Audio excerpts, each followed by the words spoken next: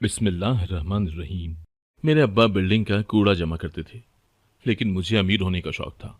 इसीलिए मैंने स्कॉलरशिप पर यूनिवर्सिटी में दाखिला ले लिया और वहाँ मैं सबके सामने अमीर बनकर जाती थी।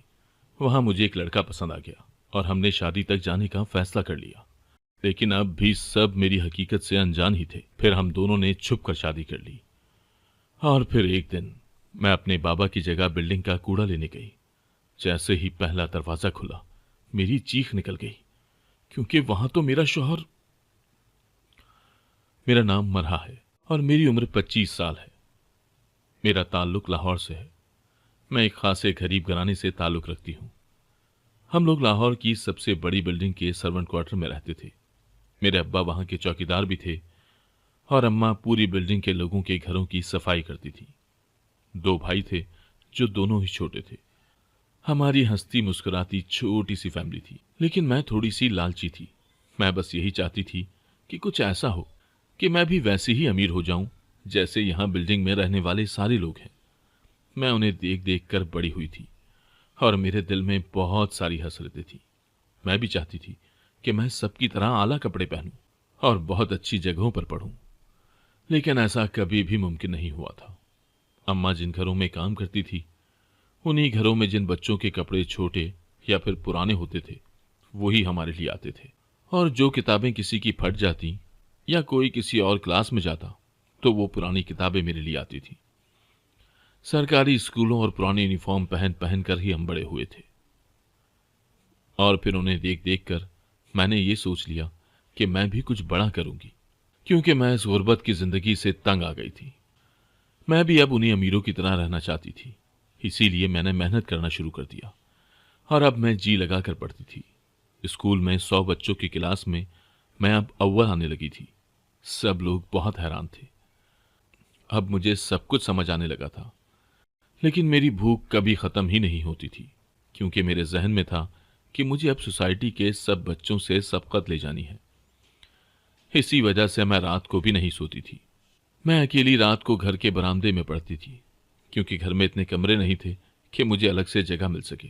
इसीलिए मेरी पढ़ाई की लगन देखते हुए अब्बा ने घर के छोटे से स्टोर रूम को मेरा कमरा बना दिया था। वहां मुझे एक गद्दा डालकर किताबों की जगह बना दी थी और फिर अम्मा किसी के घर से पुराने पर्दे और एक लैंप ले आई थी। इस तरह मेरा कमरा तैयार हो गया था। मैं अब सारी रात वहां पढ़ती रहती थी। इसी तरह छोटी छोटी चीजों को तरसती तरसती मैं मैट्रिक तक आ गई थी। मेरे पास बाकियों के पढ़ने की तरह जदीद तरीके नहीं थे और ना ही फोन था कि जो मुझे समझ ना आए मैं वहां से ढूंढ सकूं। मुझे तो ये तक नहीं पता था कि कौन सा सवाल जरूरी है और कौन सा सिलेबस में नहीं है। इसीलिए मैं सब कुछ याद कर लेती थी और फिर ऐसे ही मेरे बोर्ड के पेपर्स हो गए थे। सब लोग तो तब हैरान हुए थे जब मेरा नतीजा आया था। मैंने बोर्ड में तीसरी पोजीशन हासिल कर ली थी। पूरे बिल्डिंग वाले हैरान रह गए थे, क्योंकि किसी के भी बच्चे की बोर्ड की पहली 100 पोजीशंस में से कोई भी नहीं थी। सब लोग हैरान थे कि इतनी बड़ी बड़ी एकेडमियों और स्कूलों में जाने वाले बच्चों में से मैं कैसे आगे निकल गई थी। कुछ लोग हसद से और कुछ लोग प्यार से मेरे अम्मा अब्बा को आते जाते मुबारकबाद दे रहे थे। बल्कि एक बाजी ने तो अम्मा को मिठाई का डब्बा भी दिया था। मुझे काफी सारे तोहफे भी मिले थे। किसी ने पढ़ने के लिए अंग्रेजी नॉवल भेजी थी, तो किसी ने कपड़े, जो कि उनके इस्तेमाल शुदा ही थे लेकिन बहुत बेहतरीन थे। सब लोग मेरी इस कामयाबी से बहुत खुश थे। इसीलिए अब मुझे इंटर के लिए भी एक कॉलेज में दाखिला मिल गया था, क्योंकि हर कॉलेज ही मुझे हाथों हाथ लेना चाहता था। और फिर ऐसे ही मजीद 2 साल और गुजर गए और मैं इंटर में आ गई थी। सबको मुझसे बहुत सारी उम्मीदें थी। उम्मीदें तो मुझे भी थी, क्योंकि एक बार फिर मैं वैसे ही इम्तिहान देने जा रही थी जहां मुझे कुछ नहीं पता था कि कौन सा सवाल मुख्तसर सवालात में आएगा और कौन सा तफसीली में। मैं बस पूरी किताब याद करके चली गई थी। सब लोग कह रहे थे कि मैट्रिक आसान होता है, जबकि इंटर ऐसे नहीं होगा। उनकी बातें सुनकर मुझे भी ऐसा ही लगने लगा था। लेकिन फिर नतीजा आने पर सबके मुंह खुले के खुले रह गए थे, क्योंकि मैंने इस दफा बोर्ड में दूसरी पोजीशन ले ली थी। अब मैं बहुत खुश थी, क्योंकि जो मैं चाहती थी वो हो गया था। सब लोगों के मुंह बंद हो गए थे। तब मैंने देखा कि बाकी बच्चे तो यूनिवर्सिटी में जाने की तैयारियां कर रहे हैं।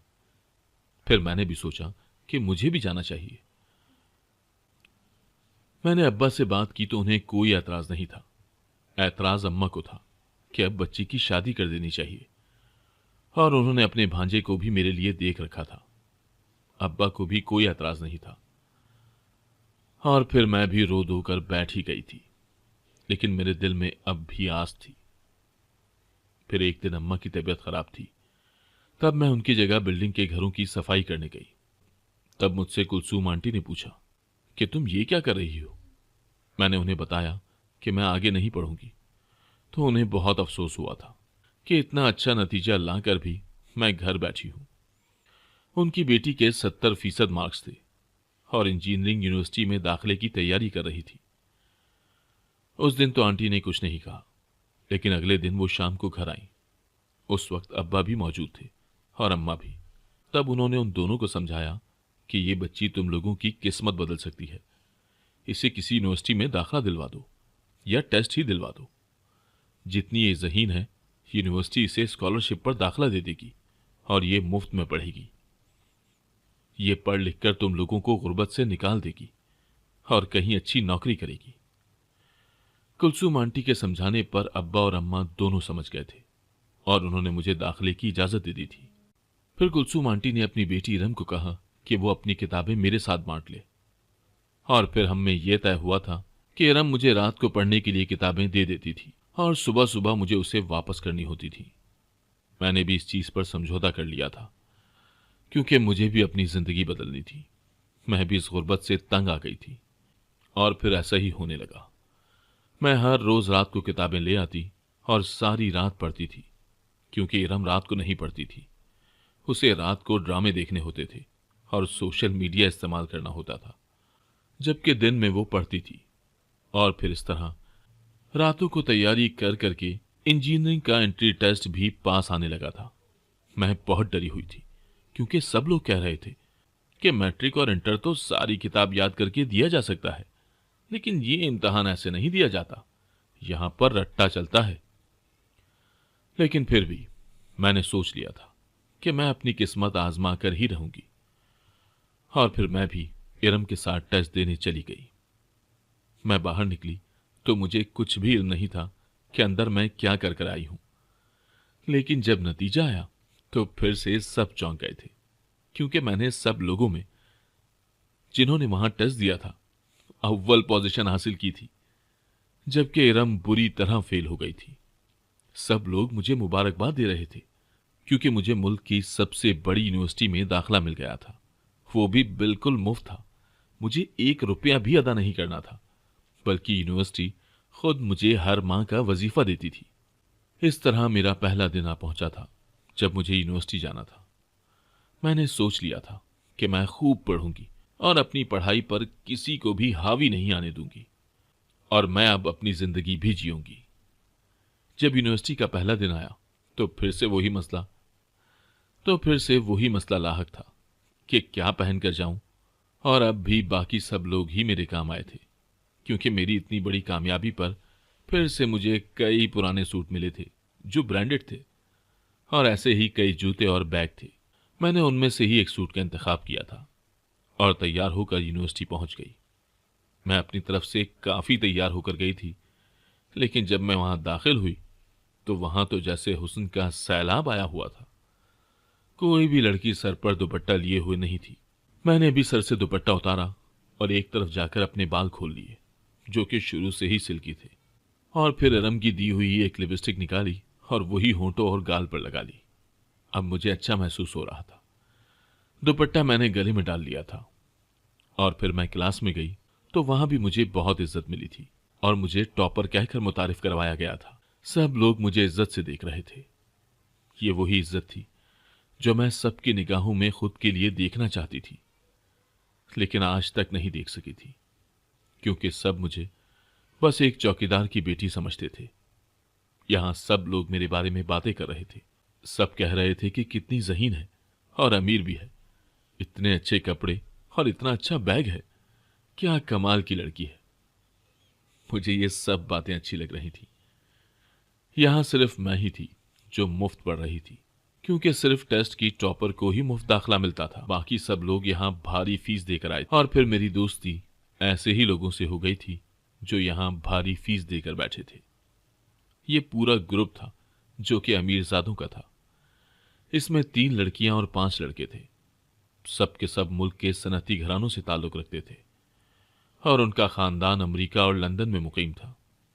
उन्होंने मुझसे दोस्ती में पहल की थी क्योंकि मैं ज़हीन भी थी और उनकी हमपल्ला भी।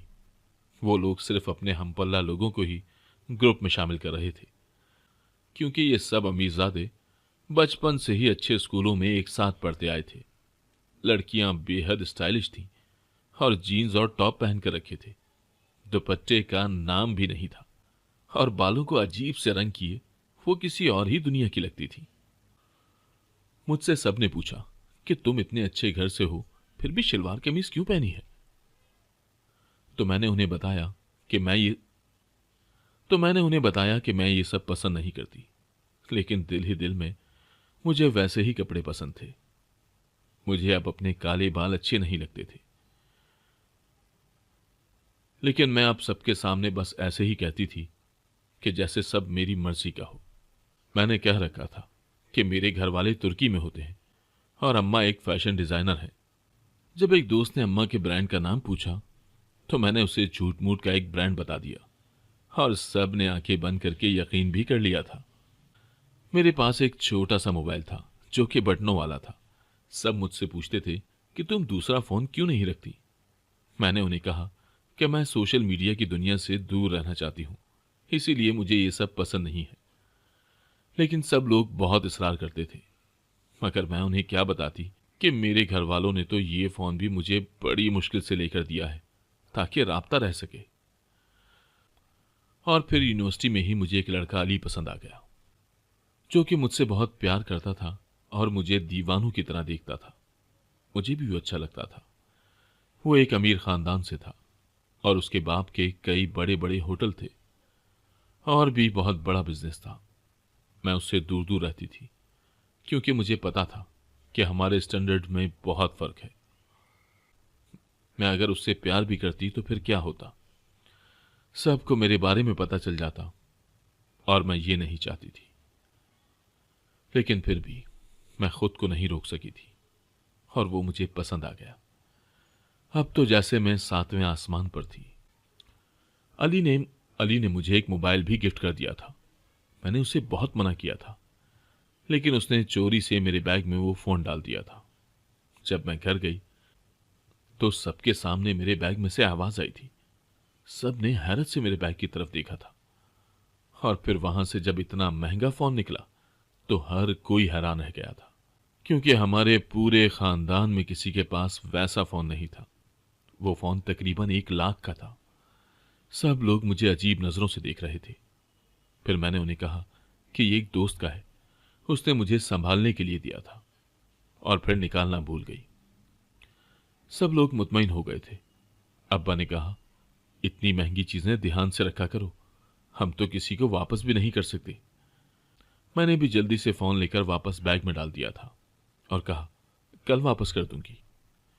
फिर अपने छोटे से कमरे में जाकर मैंने उस फोन की बेल बंद कर दी थी। उस पर दोबारा अली का फोन आ रहा था। मैंने उससे कहा, यह क्या हरकत थी? तो वो बोला कि वो मुझे तोहफा देना चाहता था, इसीलिए उसने ऐसा किया। क्योंकि मैं लेना नहीं चाहती थी, इसी वजह से उसे चोरी से डालना पड़ा। उसने मुझसे माफी मांग ली थी। मैंने उसे कहा, मैं अपने घर वालों पर बोझ नहीं बनना चाहती, इसीलिए मैं महंगी चीजें नहीं लेती। मैं सेल्फ मेड बनना चाहती हूं, लेकिन तुमने ऐसी हरकत करके मुझे छोटा दिखाया है। मैंने गुस्से में ये सब कहकर कॉल काट दी। और फिर अगले दिन वो मुझसे माफी मांगने के लिए 7 चॉकलेट्स भी लाया था। मैंने उसे माफ कर दिया और उसका दिया हुआ फोन भी रख लिया था। अब मैं उसकी बेल हर वक्त बंद ही रखती थी और उससे रात को चोरी चोरी बातें करती थी। उस फोन की वजह से मेरी पढ़ाई बिल्कुल आसान हो रही थी।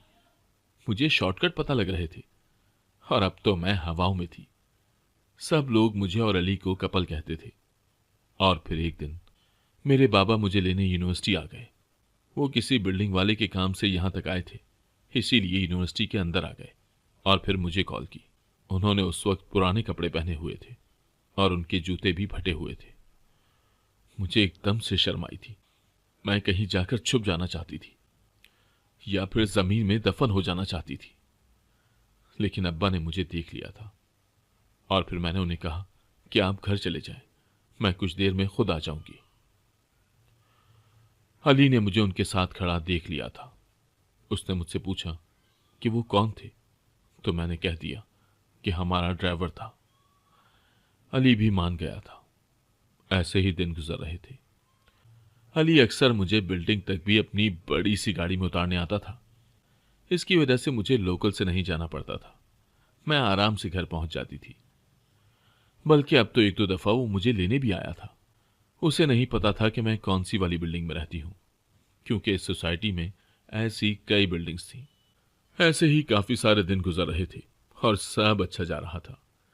यूनिवर्सिटी में पहले इम्तहान हुए तो मैंने फिर से अव्वल पोजीशन हासिल की थी। मैं बहुत खुश थी, अली भी खुश था और उसे मुझ पर फख्र था। उसके बाद हमें कुछ दिन की छुट्टियां मिल गई थी। अगला सेमेस्टर शुरू होने में अभी कुछ दिन बाकी थे। मैं अब घर का काम करती थी और रात को अली से बातें करती थी। ऐसे ही एक दिन अम्मा की तबीयत ठीक नहीं थी, तो उन्होंने मुझे कहा कि सारे घरों से कचरा इकट्ठा कर लाऊं। मैं भी कचरे वाली ट्रॉली लेकर कचरा इकट्ठा करने लगी। मुझे पता चला कि एक फ्लैट में नए लोग आए हैं। मैंने दरवाजा बजाया और जब दरवाजा खुला तो मैं हैरान रह गई और मेरा मुंह खुला का खुला रह गया, क्योंकि वो तो अली था। उसने मुझे कचरा इकट्ठा करते देख लिया था और अब वो मुझसे सवाल कर रहा था कि ये सब क्या है। मैंने उसे बता दिया कि मैं कोई अमीर लड़की नहीं हूं, मैं यहां मुलाजमों के कमरे में रहती हूं। यह मंजर हमारी यूनिवर्सिटी की एक लड़की ने भी देख लिया था और अली ने भी। अली ने दरवाजा मेरे मुंह पर बंद कर दिया था। दरअसल अली की अपने माँ बाप से लड़ाई हो गई थी और उसने यहां पर जो फ्लैट खाली था वो खरीद लिया था। वो मुझे बताना चाहता था कि वो हमारी सोसाइटी में आ गया है, लेकिन मौका ही नहीं मिला था। मैं भी रोती हुई अपने कमरे में चली गई। मुझे बहुत दुख हो रहा था। उसे ऐसे मेरी सच्चाई पता चली थी कि मैं रो रो कर बीमार पड़ गई थी और अब अपने कमरे से भी नहीं निकलती थी। यूनिवर्सिटी शुरू हो चुकी थी और एक हफ्ता गुजर गया था, लेकिन मैं वहां नहीं गई थी क्योंकि मुझ में हिम्मत ही नहीं थी। और फिर जब घर वालों के कहने पर मैं वहां गई तो सब लोग मुझे हिकारत की निगाह से देख रहे थे कि मैंने उनसे झूठ बोला था। लड़कियां मुझ पर हंस रही थी और सब मुझे कह रही थी कि मैं एक झूठी लड़की हूं, मैंने बस लड़कों को फंसाने के लिए झूठ बोले थे। तब अली बीच में आया और सबके सामने आकर कहा कि मैं इसे पहले से पसंद करता था और इससे शादी करना चाहता था और मैंने ही इसे वो झूठ बोलने का कहा था। मैं अली की इस बात पर हैरान रह गई थी, क्योंकि उसने सबकी नजरों में मुझे सुरखरू कर दिया था और मुझे शर्मिंदगी से बचा लिया था। वो ये कहकर रुका नहीं था, बल्कि चला गया था। सब लोग अब उस दिन के बाद से मुझे तंग नहीं करते थे, लेकिन अली फिर भी मुझसे बात नहीं कर रहा था। मैंने सोच लिया था कि मैं उससे बात कर कर ही रहूंगी। और फिर एक दिन मैं पहले ही उसकी गाड़ी में जाकर बैठ गई। जब वो आया तो मैं आगे बैठी हुई थी। उसने मुझे इग्नोर किया। फिर मैंने उससे माफी मांग ली थी कि मैं भी कुछ ऐसा नहीं करना चाहती थी, लेकिन सबके दरमियान अपनी इज्जत बनाने के लिए मैंने मजबूरन ऐसा किया था। मैंने उसे कहा कि अगर वो मेरी गरीबी की वजह से मुझे छोड़ना चाहता है तो छोड़ सकता है। तब अली ने कहा, ऐसा नहीं है कि वो मुझसे नफरत करता है या उसे मेरे गरीब होने से मसला है। बस बात यह थी कि उसे बहुत दुख हुआ जब पता लगा कि मैंने उससे झूठ बोला था। उसने कहा, मैं तुमसे बेहद प्यार करता हूं और करता था, लेकिन तुम्हारी इस हरकत की वजह से मुझे लगा कि तुम झूठी हो और तुमने मुझे धोखा दिया है। लेकिन अब मैं तुमसे दूर नहीं रहूंगा, क्योंकि तुमने मुझसे माफी मांग ली और अपनी गलती कबूल कर ली। इसीलिए हम अब शादी कर लेंगे। मैं भी खुश हो गई थी। और फिर अली ने अपने घर बात की तो बहुत दंगा फसाद हुआ। उसके घर वाले नहीं मान रहे थे, लेकिन फिर अली ने बताया कि उसके घर वालों से इससे पहले भी कई बार लड़ाई हो चुकी है, क्योंकि वो लोग नहीं चाहते थे कि मैं उसकी जिंदगी में शामिल हूं। उसकी अम्मी अपनी बहन की बेटी से उसकी शादी करना चाहती थी, इसीलिए वो घर छोड़कर आया था। तब तो सबकी नजरों में मैं अमीर थी, लेकिन अब तो मेरी हकीकत का सबको इल्म था, इसीलिए अब वो बिल्कुल नहीं मान रहे थे।